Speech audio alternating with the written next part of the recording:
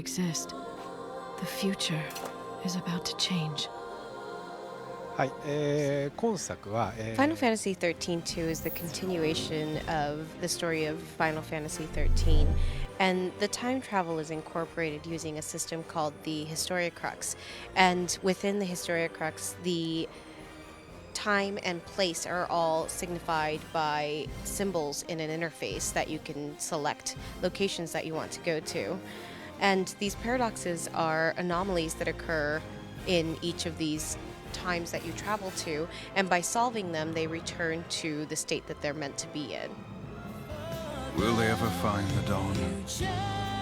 It depends on what lies in their hearts. The battle system has been strengthened in two ways. The paradigm shift offered speed and action in the battles, which was popular with the players, but this time we've also added more than 150 variations of monsters that you can include into your party, adding more dimension in the strategy of the paradigm shift. The second is the cinematic action, which has been incorporated as a QuickTime event, and rather than just watching an event scene unfold, you are taking part in creating these scenes occur in the game.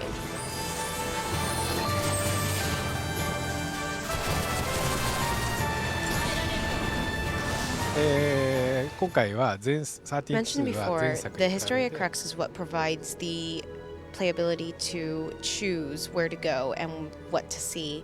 So this is what's giving the openness to the world. And also, you have the capability to revisit these areas where you weren't able to gather items or defeat bosses that were too strong for you. You can turn back time and play it over as your stronger self to gather and defeat these monsters. And also, there are NPCs that appear throughout the game that give you side quests and missions, and that also adds a lot of extra hours of gameplay. The timed battles are not abundant in XIII-2, but there are bosses that appear that are overtly strong that you can't defeat in going about it the normal way. There are different ways that a player can tackle this, which one being finding a way to make this boss weaker, and the other, like mentioned before, returning in time in the Historia Crux and then defeating the monster as a stronger self. The summons appeared in Final Fantasy XIII because the characters were l'Cie and they were given the power to use summons that way.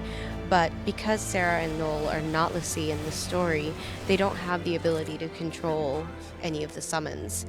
However, lightning exists in XIII-2 in another dimension called Valhalla, and because of this reason, she appears with Odin. And the summons do still play a role in the story, so you can expect to see them. They just may appear in a different form. You want her? Then you'll have to go through me! Because Final Fantasy XIII was strongly story-based, there wasn't an opportunity to incorporate any dungeon-like environments. But for XIII-2, there are puzzle elements that are incorporated into dungeon-like environments where each player must solve this puzzle to progress in the dungeon. Also, there's a casino available within the game that the Chocobo race can be played, and also slots machine can be played, and you collect coins to exchange them for items that are not available anywhere else. Final Fantasy XIII-2 will be available on January 31st, 2012, and it'll be available for PS3 and Xbox 360.